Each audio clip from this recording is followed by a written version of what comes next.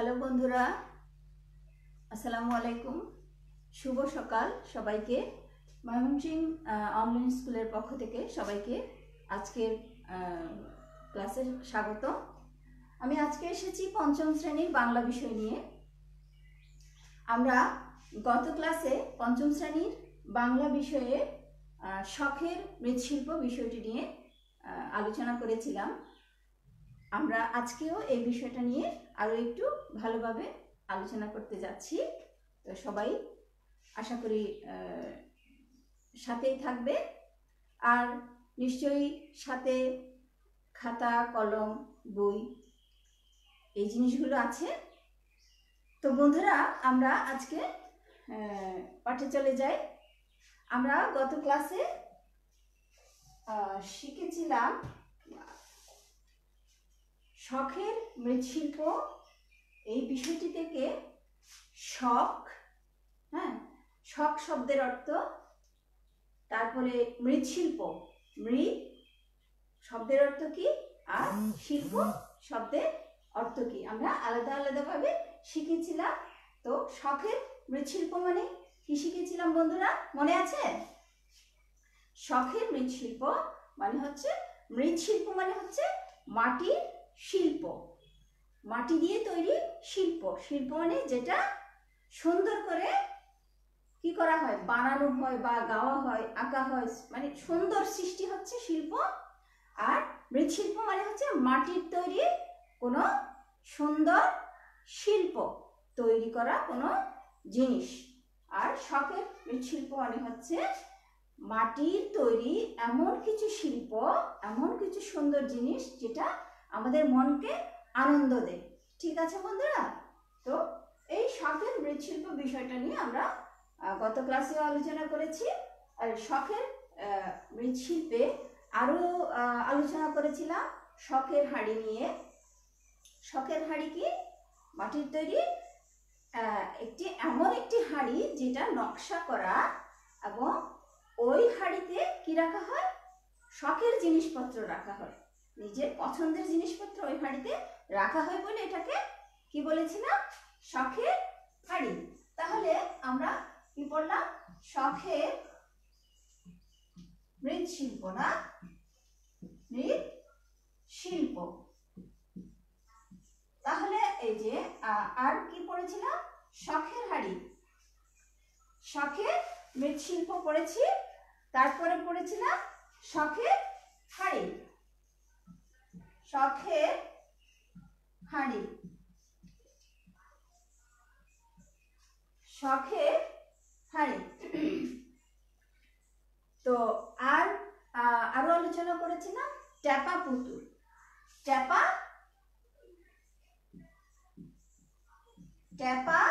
পুতুল। ট্যাপা পুতুল কি, ট্যাপা পুতুল কি এটা নিয়েও আলোচনা করেছিলাম বন্ধুরা, তোমাদের মনে আছে? ট্যাপা পুতুল মানে, আমি আবারও একটু বলছি, ট্যাপা পুতুল মানে হচ্ছে নরম এঁটেল মাটি দিয়ে নরম এঁটেল মাটি হাতে নিয়ে টিপে টিপে, মাটিগুলোকে টিপে টিপে যেই পুতুল বানানো হয় সেগুলোকে কি বলে, ট্যাপা পুতুল বলে। তো আমি গত ক্লাসে দেখিয়েছিলাম ট্যাপা পুতুল কি। ট্যাপা পুতুলকে আমরা এই যে একটা পুতুল বানানোর সময় গলার দিকে যেহেতু একটু চিকন, ওখানে কি করতে হয়, মাটি দিয়ে টিপে টিপে একটু চিকন করে দিতে হয়। তারপরে ঠিক একইভাবে আমাদের মুখের অবয়ব আনা, শরীরের অবয়ব আনার জন্য পুতুলকে যেভাবে মাটি দিয়ে টিপে টিপে কি করা হয়, বানানো হয়। কি মাটি দিয়ে? এঁটেল মাটি দিয়ে। অবশ্যই এটা এঁটেল মাটি হতে হবে। তাহলে এঁটেল মাটি দিয়ে টিপে টিপে যে পুতুল বানানো হয় সেটার নাম কি? ট্যাপা পুতুল। আর এই যে মৃৎশিল্পের প্রধান উপকরণ মাটি, আর মৃৎশিল্পের জন্য যে মাটি প্রয়োজন সেটা হচ্ছে পরিষ্কার নরম এঁটেল মাটি। তো বন্ধুরা, আমরা এই বিষয়গুলো গত ক্লাসে আলোচনা করেছিলাম। এখন আলোচনা করতে গিয়ে আমরা যেটুকু পাঠ নিয়েছিলাম সেটা হচ্ছে তোমাদের বাংলা বইয়ের 34 পৃষ্ঠার, হ্যাঁ, এবং 35 পৃষ্ঠার কিছু অংশ নিয়ে আমরা আলোচনা করেছিলাম। তো বন্ধুরা, আজকে তোমাদের এই যে বাংলা বইয়ের শখের মৃৎশিল্প বিষয়বস্তু থেকে যে অংশটা নিয়ে আমরা গত ক্লাসে আলোচনা করেছিলাম সেই অংশগুলোর মধ্য থেকে আমরা আজকে ভালো করে পড়ে এই বিষয়টাকে পড়ে সেখান থেকে কিছু নতুন শব্দ বাছাই করে এবং কিছু যুক্ত বর্ণের আছে এরকম কিছু শব্দ বাছাই করে সেটা আমরা যুক্ত বর্ণগুলো ভেঙে কিভাবে লিখতে হয় সেটা শিখব এবং নতুন শব্দগুলোর অর্থ নিয়ে আলোচনা করব। তো বন্ধুরা, তোমরা 34 এবং 35 পৃষ্ঠাটা বাড়িতে ভালো করে পড়ে দেখবে। এখানে কিছু নতুন শব্দ আছে এবং কিছু যুক্তবর্ণ আছে। তাহলে আমরা যুক্তবর্ণ ব্যবহার করা হয়েছে এমন কিছু শব্দ নিয়ে আজকে কি করব, আলোচনা করব এবং যুক্তবর্ণগুলো ভাঙতে চেষ্টা করব, ভেঙে লিখতে চেষ্টা করব। তো তোমরা পড়ে নেবে। আমি যুক্তবর্ণগুলো এখানে তোমাদের জন্য বোর্ডে লিখে দেখাচ্ছি। প্রথমেই আছে কি, গ্রামের নাম আনন্দপুর। গ্রামের নাম কি? আনন্দপুর। আনন্দপুর।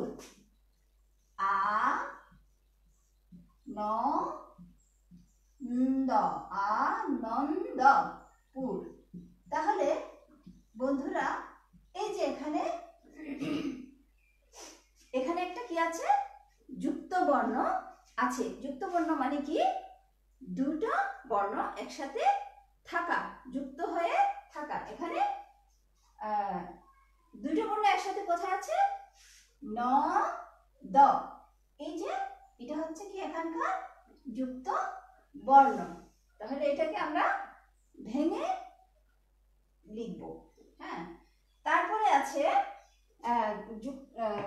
আনন্দপুরের পরে আছে বৃষ্টি।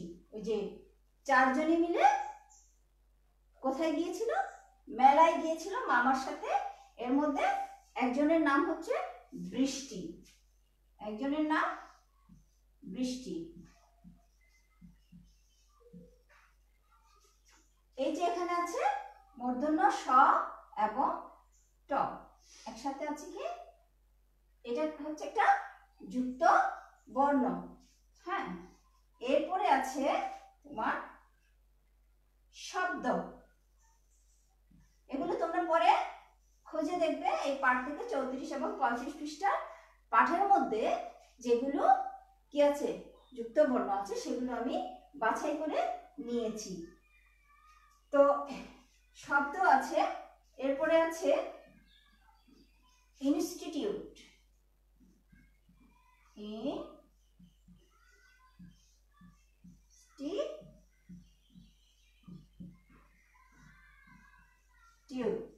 ইনস্টিটিউট। হ্যাঁ, তারপরে আছে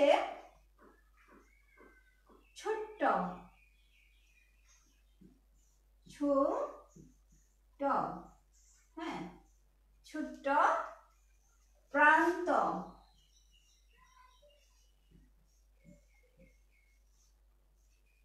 প্রান্ত। শিল্পকলা। শিল্পকলা। হ্যাঁ, শিল্পকলা। এরপরে আছে সম্প্রদায়। সম্প্রদায়। হ্যাঁ, সম্প্রদায়। তারপরে আছে পরিষ্কার।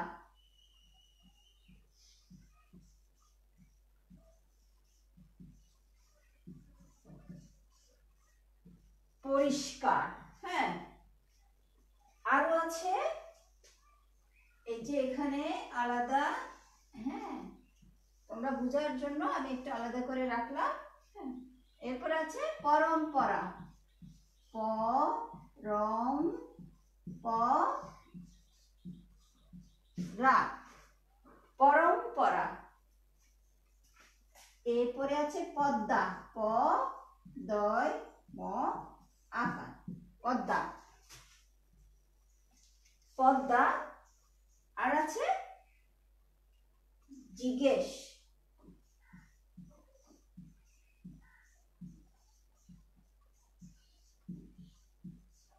তো বন্ধুরা দেখো এখানে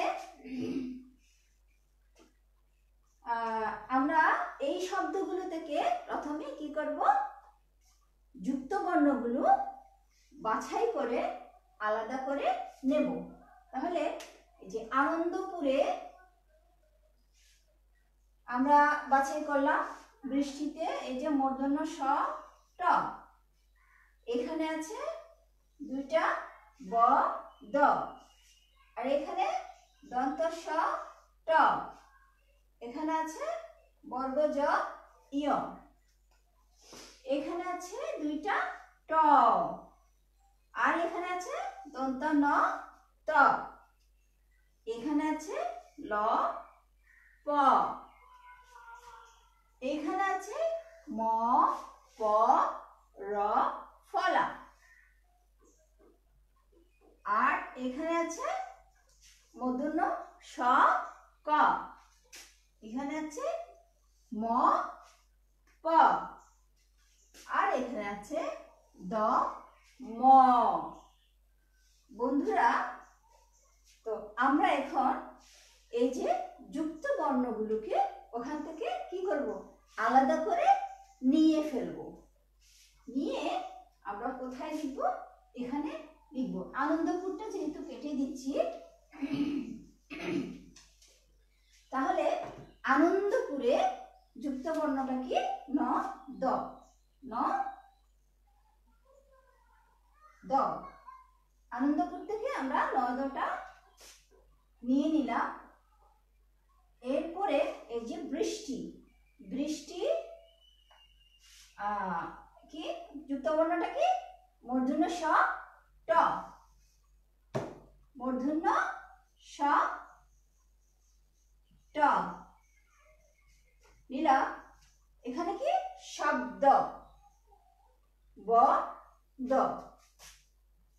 ব দ, শব্দের মধ্যে আছে বয়দ। হ্যাঁ, এরপর আছে ইনস্টিটিউট, ইনস্টিটিউট আছে দন্ত স ট। তাহলে আমরা এটাও মুছে দিলাম।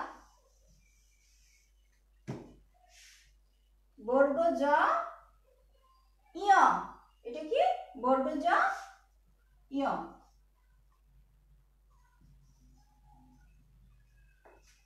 তাহলে আমরা এইটাও মুছে দিলাম। এখানে আছে কি ল প, ল পটা লয় প, ল প। এখানে আনলাম দন্ত ন ত, এরপরে ট ট,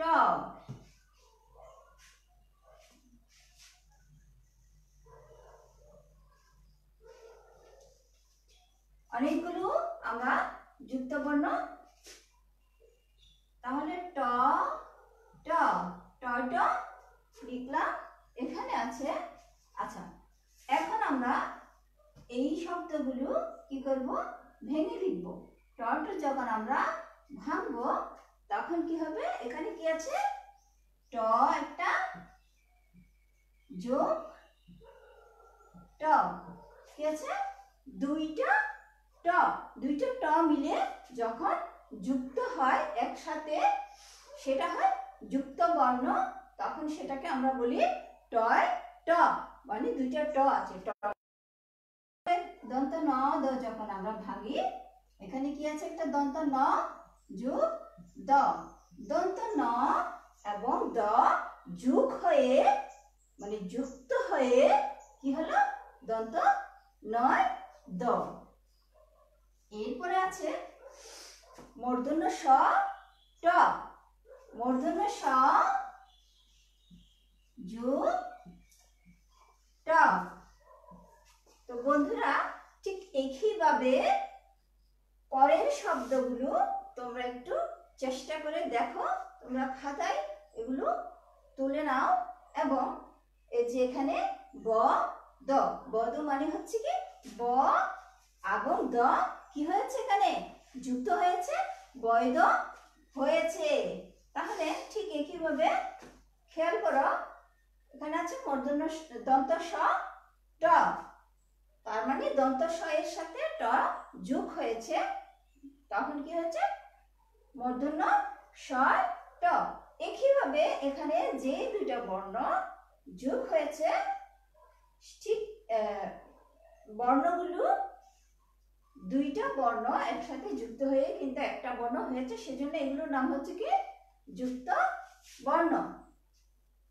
আচ্ছা, তো এখানেও ম প মূর্ধন্য স ক, ম প দুইবার এসে গেছে, তাহলে আমরা একটু মুছে দিলাম। এখানে মূর্ধন্য স ক, মূর্ধন্য স ক, আর আছে কি ম প, ম প, এরপরে আছে দ ম। তাহলে আমরা একইভাবে সবগুলো শব্দ কি করব, ভেঙে লিখব, সবগুলো যুক্ত বর্ণ ভেঙে লিখব। সবগুলো যুক্ত বর্ণ এভাবে ভেঙে লিখব। ব, বয়ের সাথে দ যুক্ত হয়ে বৈধ হয়েছে। এখানে দ এর সাথে কি যুক্ত হয়েছে, ম যুক্ত হয়েছে, দ যোগ ম। হ্যাঁ, এবার ম যোগ প, আর এখানে হচ্ছে মূর্ধন্য স যোগ ক, আর এখানে দন্ত ন যোগ ত, ল যোগ প, বর্গীয় জ যোগ ইয়, দন্ত স যোগ ট। ঠিক এভাবে আমরা কি করব, যুক্ত বর্ণগুলোকে ভেঙে লিখব। এবং এই যে যুক্ত বর্ণগুলো আছে, যুক্ত বর্ণগুলো দিয়ে কি করব, একটা একটা করে শব্দ লিখব। যেমন এই যে মূর্ধন্য স ক, মূর্ধন্য স ক দিয়ে কি হয়, একটা শব্দ আমরা বানাবো। ঠিক একইভাবে টয় ট, এখানে মূর্ধন্য স দিয়ে কি শব্দ লেখা হয়েছিল, পরিষ্কার, মূর্ধন্য স ক। হ্যাঁ, একইভাবে আমি আরেকটা শব্দ লিখে দিচ্ছি, শুষ্ক। তাহলে এখানে এই যে মূর্ধন্য স ক, শুষ্ক, শুষ্ক মানে শুকনো আর কি। হ্যাঁ, তা ঠিক আছে, একইভাবে ময় প দয় ম, হ্যাঁ, এইভাবে ব্যবহার করে মনে করো বর্গ জ ইয়, বর্গ জ ইয়কে ভাঙলে বর্গ জ যোগ ইয়, আর বর্গ জ ইয় দিয়ে যখন আমরা শব্দ বানাবো, একটা শব্দ বানাই বর্গ জ ইয় আকার দন্ত ন, জ্ঞান। হ্যাঁ, তাহলে ল প, ল পকে ভাঙলে কি ল যোগ প, লয় প, লয় প দিয়ে আমরা যখন একটা শব্দ বানাবো অল্প, এইভাবে অল্প, গল্প, স্বল্প, এরকম অনেক শব্দ বানানো যায়। ঠিক একইভাবে উপরে যেই বর্ণগুলো আছে তোমরা খাতায় তুলে নাও, সবগুলো বর্ণ তোমরা যুক্ত বর্ণগুলোকে তোমরা ভেঙে লিখবে এবং প্রত্যেকটা যুক্ত বর্ণ দিয়ে একটা করে শব্দ লিখবে। আর যদি সম্ভব হয় 2টা করে, বা আরো বেশি যদি পারো কোনো সমস্যা নেই, খুব ভালো। তোমাদের জন্য আগাম ধন্যবাদ যারা লিখতে পারবে তাদের জন্য। তো বন্ধুরা, আমরা যুক্ত বর্ণ কি? যুক্ত বর্ণ হচ্ছে যেখানে একের অধিক বর্ণ একসাথে কি থাকে? যুক্ত থাকে। সুতরাং যখন একের অধিক বর্ণ একসাথে যুক্ত থাকবে সেটাকে আমরা কি বলবো? যুক্ত বর্ণ বলবো। যুক্ত বর্ণগুলোকে ভেঙে লেখা এবং সেই যুক্ত বর্ণ দিয়ে নতুন শব্দ গঠনের বিষয়টা কিন্তু আমাদের পরীক্ষার খাতায় অবশ্যই লিখতে হয়। এবং তাছাড়াও আমাদের এই বিষয়গুলো চিনে রাখলে আমাদের সুন্দরভাবে পড়তে কি হবে? সুবিধা হবে। তো আমি এখান থেকে কয়েকটা লাইন পড়ে দিচ্ছি, তোমরা খেয়াল করো যে এখানে কিন্তু কিছু বিরাম চিহ্নের ব্যবহার করা হয়েছে। বিরাম চিহ্ন হচ্ছে, তোমরা নিশ্চয়ই চিনো, বিরাম চিহ্ন নিয়ে আগে আলোচনা করা হয়েছে। আচ্ছা, গ্রামের নাম আনন্দপুর, মামার বাড়ি, কথায় আছে মামার বাড়ি রসের হাঁড়ি। এই যে আমি গ্রামের নাম আনন্দপুর বলে থেমে তারপর বললাম মামার বাড়ি, এরপরে থামলাম, তারপরে বললাম কথায় আছে মামার বাড়ি রসের হাঁড়ি।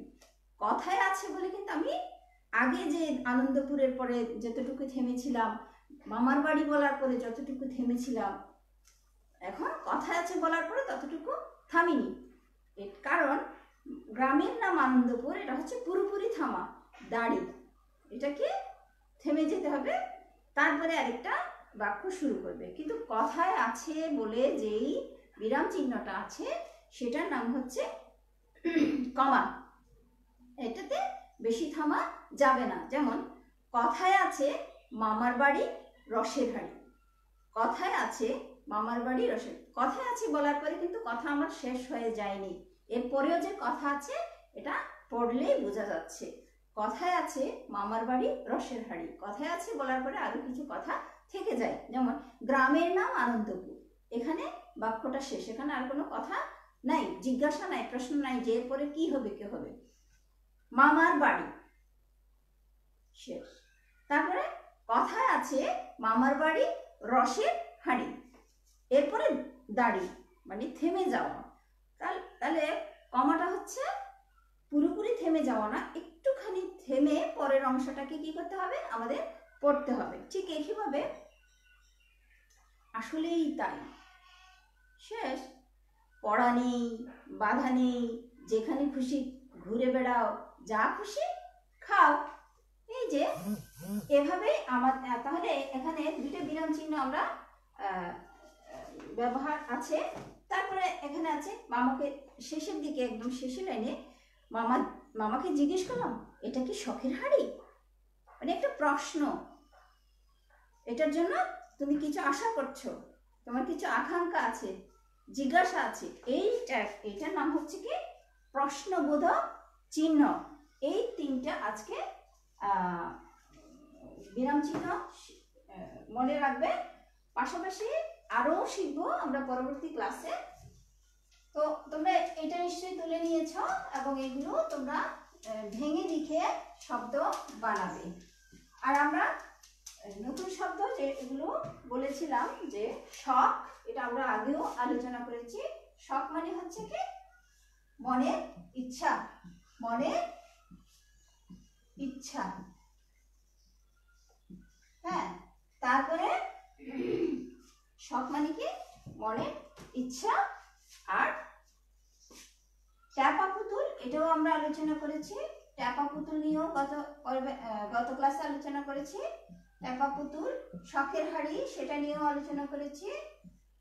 তারপরে আরেকটা নতুন শব্দ এখানে হচ্ছে নকশা। ওই যে শখের হাঁড়িতে কি করা হয়? নকশা করা হয়, শখের হাঁড়িতে নকশা করা হয়। এই নকশা মানে হচ্ছে রেখা দিয়ে আঁকা ছবি, রেখা দিয়ে আঁকা ছবি, রেখা দিয়ে আঁকা ছবি। তাহলে রেখা মানে কি? এই যে এটা একটা রেখা, এটা কি? আবার এগুলো রেখা, এই রেখা দিয়ে মনে করো এখানে ফুল আঁকলাম, এখানে পাতা আঁকলাম, আবার পাতা আঁকলাম, ফুল আঁকলাম, হ্যাঁ, এভাবে বিভিন্ন রকমের রেখা দিয়ে ছবি আঁকা যায়।